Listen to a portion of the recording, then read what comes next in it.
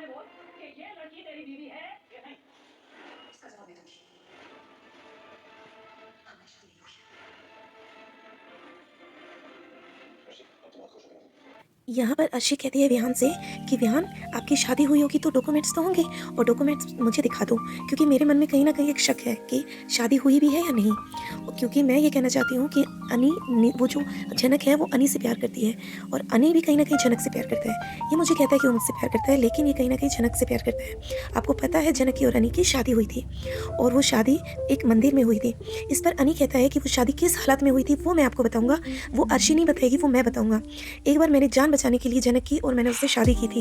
वो शादी वैलिड नहीं थी, वो नकली शादी थी।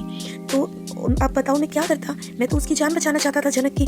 इस पर विहान कहता है तुम्हारी ज़िंदगी में इतना कुछ हो गया, तुम जनक को इतनी अच्छे से जानते हो, तुमने मुझे बताया तक नहीं आज तक। तो अनी कहता है कि जब मैं तुम्हारे घर आया तो मैं तुम्हारी बीवी की मुँह दिखाई करने आया था, लेकिन मैंने देखा कि वो जनक निकली, वो लड़की जनक निकली और मैं उसमें क्या बोलता, मैं आपको क्या बताता कि क्या हुआ है। इस पर अनी बहुत सफाई देता है और उसको विहान को बताता है कि जनक जो है वो बहुत अच्छी लड़की है, वो कभी कुछ गलत कर ही नहीं सकती है। बार बार विहान को समझाता है। इसके बीच में अर्शी कहती है कि नहीं विहान, जनक अच्छी लड़की नहीं है। और अनी कहता है कि जनक की बहन ही अर्शी है, अर्शी और जनक दोनों बहनें हैं क्योंकि ये इसकी मासी की लड़की है। लेकिन अर्शी यहाँ पर इनकार कर देती है, कहती है कि वो मेरी बहन जरूर है, लेकिन उसकी मम्मी के चर्चे बहुत होते थे तो मैं उसको अपनी बहन नहीं मानती हूँ। कैरेक्टर के ऊपर उसको बहुत सुनाया जाता था, इसलिए हमने उसको हमेशा अपने से दूर रखा है और वो अच्छी लड़की नहीं है, वो तुम्हारी लाइफ बर्बाद कर देगी विहान। इस तरीके से बार बार विहान को वो बोलती है, जिसमें अनी कहता है कि नहीं, अनिरुद्ध मना करता है कि नहीं, जनक अच्छी लड़की है, आप इसकी बातों में मत आना विहान, आप अर्शी की बातों में बिल्कुल मत आना। और जनक कभी कुछ गलत कर ही नहीं सकती है, जनक बहुत अच्छी लड़की है। प्यार की बात आती है तो वहाँ पर अनिरुद्ध चुप रहता है और विहान कहता है कि देखो जनक ने ऐसा कुछ भी नहीं किया जिससे मुझे लगे कि वो गलत है। और इस पर डॉक्यूमेंट्स मांगती है, कहती है मुझे शादी की डॉक्यूमेंट्स दिखाइए। इस पर अनिरुद्ध कहता है कि तुम पुलिस हो क्या जो तुम्हें डॉक्यूमेंट्स दिखाए जाए। और इधर बातें चलती है, एक साइड में बातें चलती है, जनक को सब डांट रहे हैं, बाहर डांट रही है, जो अनिरुद्ध की बात है वो डांट रही है, वो कह रही है कि बताइए प्रियांशी कहाँ है, प्रियांशी गायब है, आज उसकी हल्दी है, एक रात के बाद उसकी शादी भी है, लेकिन प्रियांशी मिल नहीं रही है। बार बार पूछती है कि बताइए प्रियांशी कहाँ है, लेकिन जनक बोलती नहीं है। इस पर जो प्रियांशी की मदर है वो कहती है कि मेरी मर्जी के खिलाफ जाकर आपने मेरे से बिना पूछे आपने प्रियांशी को कहाँ भेज दिया है। इस पर सेजल जो है वो बहुत खुश होती है, लेकिन जो प्रियांशी की मदर है वो अपने आप को ऐसे दिखाती है जैसे उसको कुछ पता ही नहीं। विहान की बहन बोलती है कि भाभी आपको सब पता है, आप क्यों अपनी बात से मुकर रहे हैं, छोटी भाभी को क्यों दोष लगा रहे हैं आप। इसी बीच बात कहती है कि बात डांटती है महक को, कहती है बार बार इसको छोटी भाभी बुलाने की जरूरत नहीं है, जब तक छोटू की और इसकी शादी का सच सामने नहीं आ जाता है तब तक इसको कोई भी छोटी भाभी नहीं बुलाएगा और ना ही ये इस घर की बहू है, इस घर का हिस्सा नहीं है ये। और बार बार पूछती है कि बताओ प्रियांशी कहाँ है। बार बार पूछने पर जनक बहुत डर जाती है लेकिन कुछ बोलती नहीं है। जब सभी लोग बार बार पूछने लगते हैं, बार बार चिल्लाती है, कहती है कि प्रियांशी कहाँ है बताइए। तभी जनक बता देती है, कहती है जब पता चलता है, बा कहती है कि आज उसकी हल्दी है और वो आज घर में नहीं है, मुझे बहुत चिंता हो रही है। तो ये जनक कह देती है कि प्रियांशी आ जाएगी बा। तो कहती है कि आ जाएगी, कहाँ से आ जाएगी, पहले मुझे ये बताओ कि वो गई कहाँ है। कहती बा प्रियांशी आ जाएगी, वापस आ जाएगी।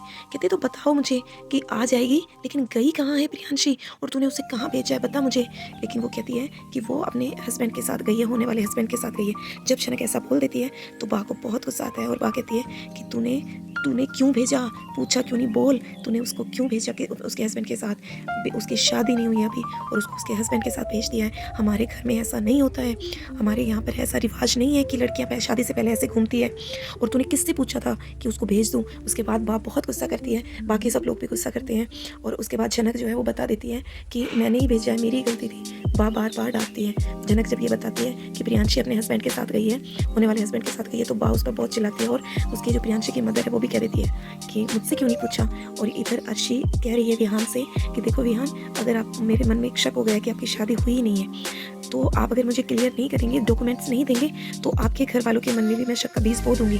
तो वो कह रहा है कि नहीं, विहान कहता है मेरे घर वालों के मन में ऐसा कोई शक नहीं है।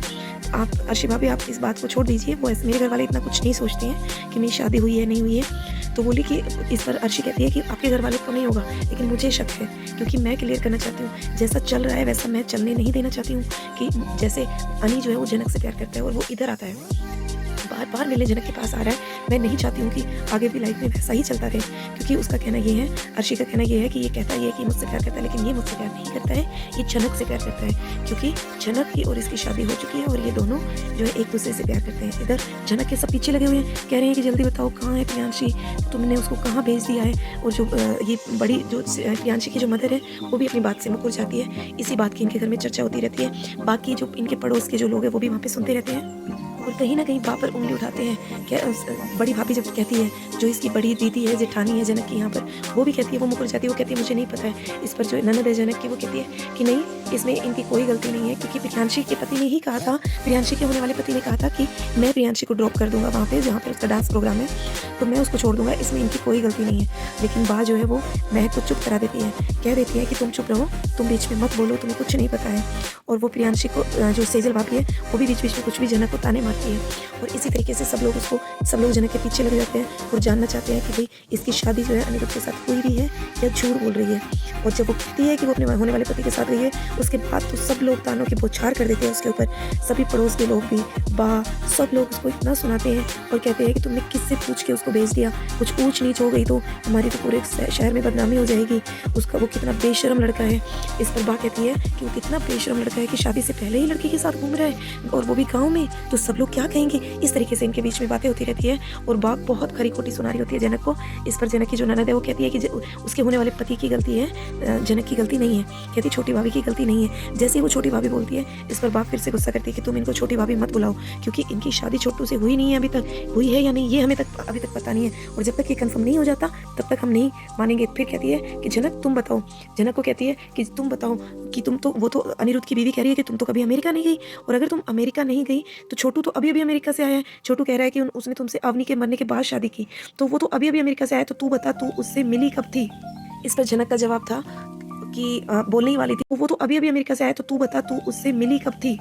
इस पर जनक का जवाब था कि बोलने ही वाली थी कि पड़ोस की जो औरतें हैं वो सुनाने लगी, कहने लगी कि आपके घर में इतनी ऊंची हरकत हो रही है, आप तो दूसरों को बोलते थे और आप ही के घर में इतनी ऊंची, बा को कहने लगती है कि आपके घर में तो ऐसी ऐसी चीज़ें होने लग गई है। इस पर जो प्रियांशी की मदर है वो कहती है कि नहीं, इसमें मेरा कसूर नहीं है, क्योंकि मेरी कोई गलती नहीं है बा। फिर से जो जनक की ननद है वो बीच में बोलती है, उसको प्रोटेक्ट करने की कोशिश करती है जनक को, कहती है कि जनक की कोई गलती नहीं है, सारी गलती प्रियांशी के हस्बैंड की है। पड़ोस की जो लेडीज़ है वो भी ताने मार के चली जाती है, तानों की बौछार करके चली जाती है कि आपके घर में तो ऐसा होता है, आप तो इतनी बड़ी बड़ी बातें बनाती थी कि ये नहीं होता वो नहीं होता। और बहुत सुनाया जाता है जनक को कि अनिरुद्ध की बीवी कह रही थी कि तू तो कभी अमेरिका गई नहीं, तो तू बता तू छोटू से मिली कहाँ थी। इस पर वो जनक कहती है कि आप ये बात ना अपने बेटे से ही पूछ लीजिए। तो इस पर बा उसको जब सुनाती है तो जो उसकी मदर है प्रियांशी की वो कहती है कि उससे क्यों पूछे, आप ही बता दो कि आप कहाँ मिले थे। इस पर बार बार हर चारों तरफ से उसको कुछ ना कुछ सुनाया जा रहा है जनक को, और जनक है वो चुपचाप खड़े होकर सब सह रही है। इसके बाद जब वो पूछती है छोटू से क्या दूध का दूध पानी का पानी हो जाए, कि बताइए कि आपने इससे शादी हुई या नहीं हुई। इस पर जनक कहती है, इसका जवाब मैं दूंगी कि मेरी शादी जो है इससे कभी हुई नहीं थी, ऐसा बोल देती है जनक। और उसके बाद सब लोग स्तब्ध रह जाते हैं, सब लोग ऐसे देखते हैं कि बिना शादी के लोग रह रहे। और अनिरुद्ध कहता है अर्शी को कि अब तो तुम खुश हो गई होगी ना अर्शी, किसी का घर बर्बाद करके। अर्शी कहती है खुश होने की बात नहीं है, कोई आइडेंटिटी ऐसे छुपा के कोई कैसे रह सकता है।